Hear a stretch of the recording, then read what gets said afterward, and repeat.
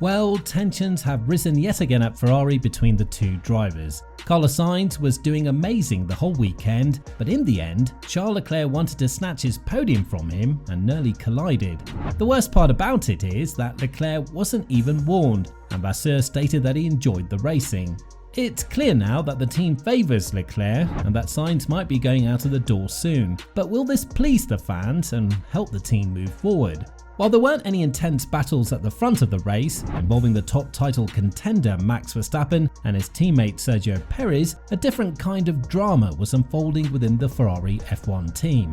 At the Italian Grand Prix, Carlos Sainz and Charles Leclerc from the Ferrari team had a heated clash as they both desperately wanted the third place spot on the podium.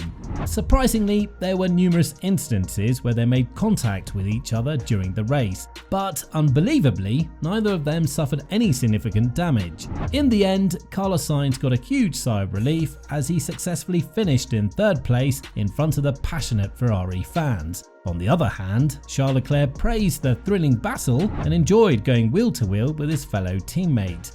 Certainly, in the world of Formula 1, rivalries and friendships don't usually mix well.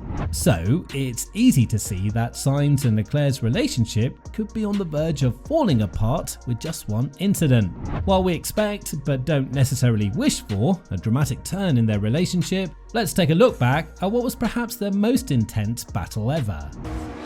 Is there a late lunge? There was! And he very nearly went into the back of his teammate. If that's Charles Leclerc's idea of no risk, my word!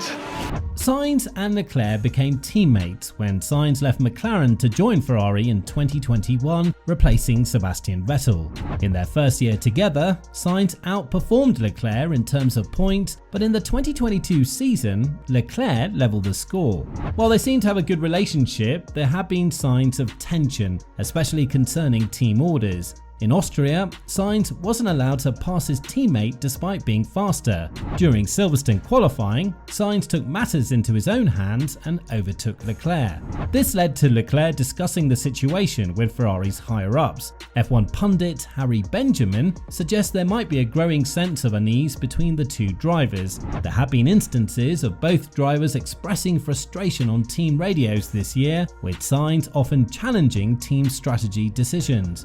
This might be causing some distrust towards the Ferrari strategy team as they frequently made mistakes. For example, during the Silverstone race, Sainz had a back and forth with the team about their strategy, which didn't work out well in the end. He lost several positions in the last 10 laps and ended up fighting with Leclerc for points, ultimately earning only 3 points for the team. Due to the strategy hesitation, Sainz quickly lost positions to Sergio Perez and Alex Albon in just a few corners. Ralf Schumacher criticised this incident as embarrassing. On the other hand, Ferrari had a disappointing race weekend after their podium finish in Austria. Sam Bird, who drives for Jaguar, pointed out that technically Ferrari was the 5th best team that weekend. This performance doesn't meet the usual standards expected from the Scuderia. At the beginning of the year, they were considered the 2nd best team, but in this particular race, they performed as the 5th best team, which falls short of the Maranello team's usual level. Ferrari's choice to allow their drivers to race freely in the final moments of the race, even with a podium opportunity at stake, surprised many. However, team principal Vasseur reaffirmed his belief in avoiding team orders. He mentioned, "For sure, it's a bit of a strange feeling, but as you know, I'm a big fan of letting them race. It was a great feeling. I told them no risk. The notion of no risk is always relative, but I really appreciated the last couple of laps and I hope that the fans did. As you can imagine, we'll have the discussion after the race, but perhaps not tonight. Tomorrow, they're in the factory." Well, regarding whether team orders were necessary, Sainz acknowledged that he would have understood either way. He said, "I would have understood it both ways. If they would have given team orders, I would have understood, but if I would have been Charles trying to get a podium, obviously I wouldn't have liked the team orders."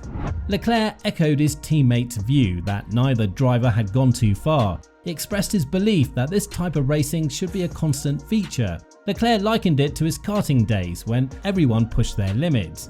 Leclerc emphasised that he had enjoyed the close battles with Max and Checo in the past and the intense competition with Carlos during this race. acknowledged that there were moments when things got precarious, like when both drivers made moves under braking. However, he made it clear that he relished such racing situations, citing the adrenaline rush and the sheer fun of battling each other. Leclerc noted that Carlos had defended his position to the limit, and he himself had pushed his attacking efforts to the edge. He underlined the significance of both him and Carlos being on the podium in Monza, giving their all for Ferrari. He stated that he had given 110% in his efforts, aware of the passionate support from Ferrari's fan base. He acknowledged the risk of potentially upsetting the tifosi, Ferrari's passionate fans, due to the intense battle. Still, he maintained that this aggressive style of racing was his preference and expressed his enjoyment of the day's event. Leclerc mentioned that they would review the race with Fred, presumably a team member or engineer. In this situation, Sainz rightly points to Ferrari as the source of the problem, while Leclerc incorrectly places blame on Sainz. Unfortunately, Ferrari might interpret this as a reason to part ways with Sainz rather than address the actual issue. Based on their contracts, it was understood that there was no designated number one driver. However, Ferrari may be at fault for unofficially favouring Charles as their primary driver while claiming equality between them.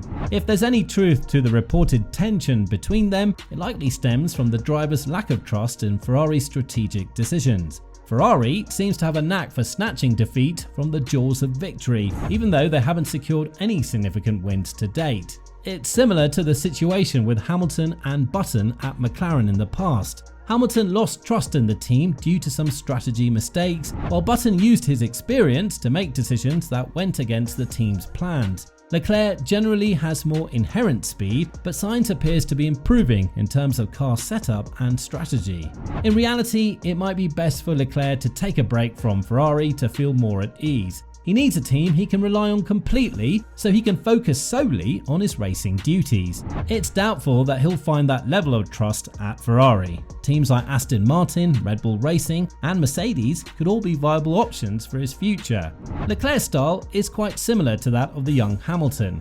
He's fast, but sometimes he pushes too hard and crashes instead of focusing on consistent point collection. Hamilton managed to smooth out his aggressive tendencies over time and became more like Alain Prost in his best years. It'll be intriguing to observe if Leclerc can undergo a similar transformation. However, it seems unlikely that Leclerc will turn down a substantial contract offer from Ferrari given the reports. Meanwhile, Sainz is likely to explore other opportunities and is rumoured to be considering a move to Audi starting in 2026. His family's existing connections with Audi make this transition plausible. If this move materialises, it could be a significant advancement for Sainz as he might become the leading driver in a burgeoning team. Additionally, Audi's plans to develop their own engines suggest that the team could be a competitive force in the future. Ultimately, only time will reveal how things unfold. Currently, the root of the issue lies within the team rather than the drivers. If Ferrari can find a way to fix their strategies and improve their overall team dynamics, many of the existing problems should naturally begin to resolve themselves. So, what are your thoughts on this matter? Let us know in the comments down below, and don't forget to hit the like and subscribe button for more revving videos.